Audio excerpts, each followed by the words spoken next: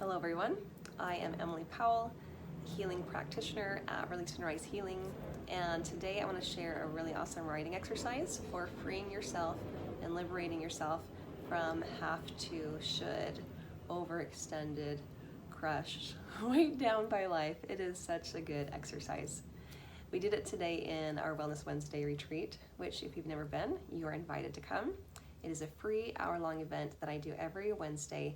I announce it on my Facebook page, Release and Rise Healing, and we host it on Zoom, and we do a handful of different healing, centering, releasing activities. They're often different every week so that you can learn a lot of different tools for your tool belt, for your toolbox, and you have an hour to tune into yourself, to release, to center, to connect to yourself, hear your own inspiration, practice your own intuition, receive messages, de-stress, heal. It's really awesome. Okay, so you can come check out Release and Rise Healing, the Facebook page, for info on that. But today, one of the activities we did was phenomenal, and it is from this book, Learned Optimism by Martin Seligman, and it's awesome. I'm going to describe it here, and you can do it with me. Be ready to pause the video after each step so that you have time to do the activity. Oh, okay, so I've done this several times, and it's still amazing every time because whatever is going on currently in life, it's gonna help shift that for you. So what you'll need to do is get a piece of paper and write down a list of everything you have to do, or even that you should do. Anything that you feel like you have to do that you don't like. And usually those are the things that come up when we think of things we have to do. And on the paper, just take time and write a list, write every single thing. You don't have to write, I have to, blah, blah, blah. Just write the thing. And it could be, do I need to give examples? Yeah. It could be everyday things that are just part of life and you don't really like doing the dishes, repairing the washing machine, brushing your teeth, driving the kids to school, cleaning up your dog's poop in the backyard, doing taxes, paying taxes. It could be things related to work, doing paperwork for your job. It could be going to work. It could be exercising.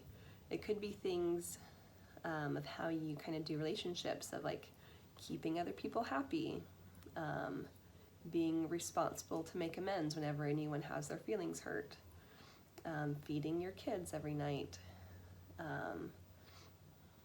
It could be anything at all. So just think of the things you have to do and then write them all down.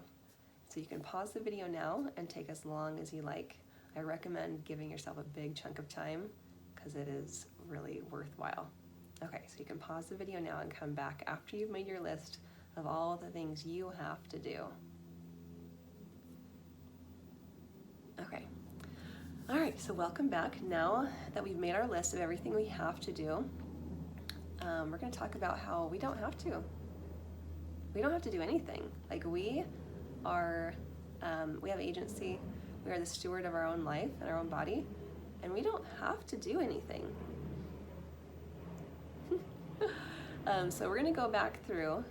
So we don't have to. There's always an option. If it's something we really don't want to do, we could pay someone else to do it, or we could do without it. We might not love the consequences, but it might be worthwhile to us to not have to do that thing, even though there's going to be consequences. We might prefer the consequence over doing that thing. It might be we could change. If we don't like going to work, we could get a different job.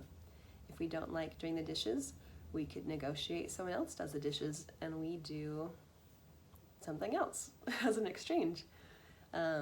Or we hire someone to do the dishes. There's always going to be options, but we totally do actually have agency, and we get to choose everything in our life.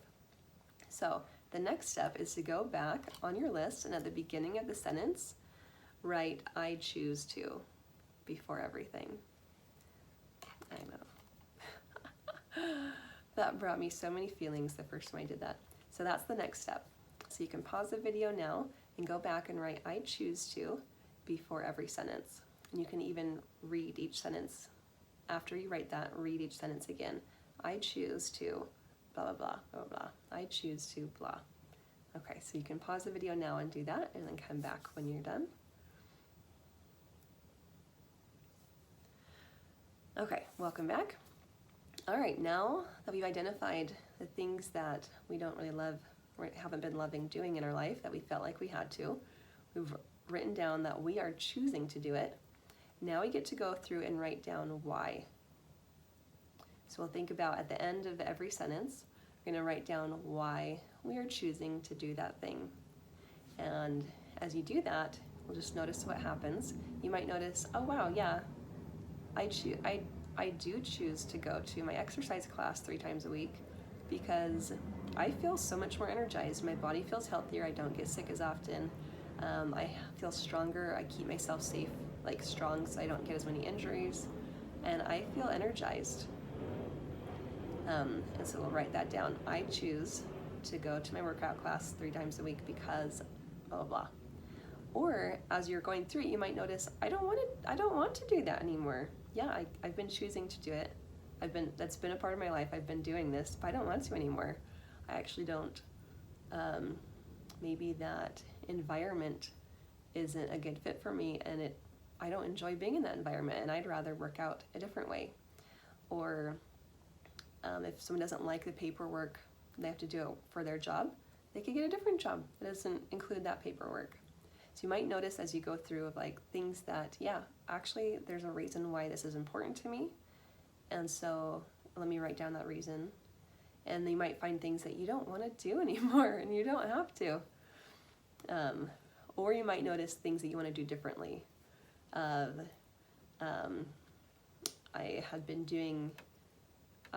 Maybe you'd been choosing to do something as a top priority when it's actually not a top priority, or the way you'd been choosing to do it, there's a better way that would fit better. So you can go through and write that now at the end of the sentence. I choose to do blah, blah, blah because, and why you want to. Or you can rewrite it and say, I choose not to do it that way anymore. I choose to do it this way.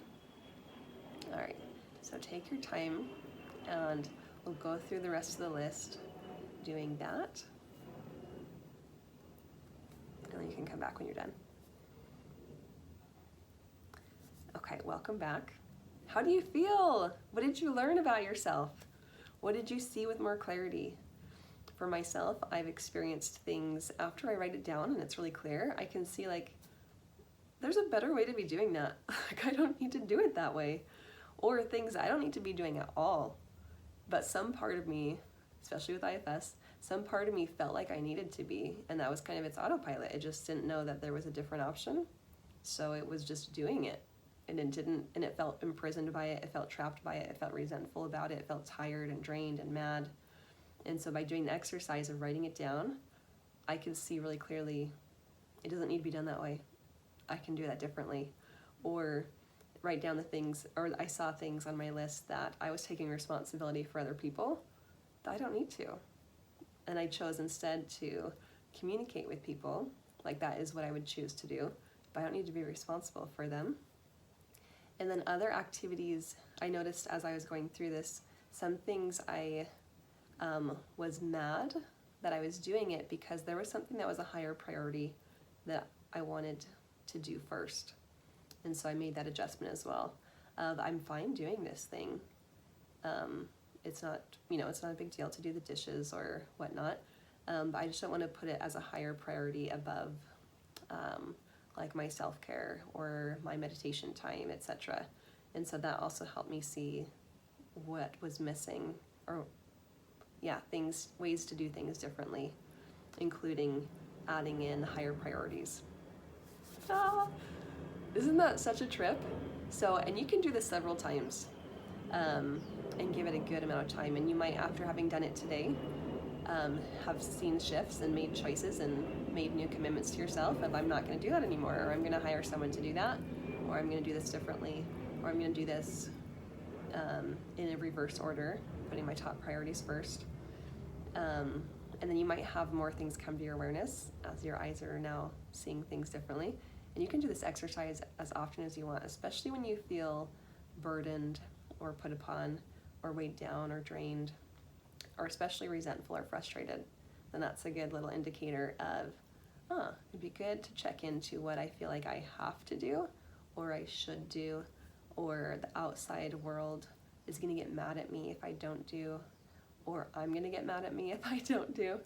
It can be coming from inside ourselves, or even in your relationship with your source, with God.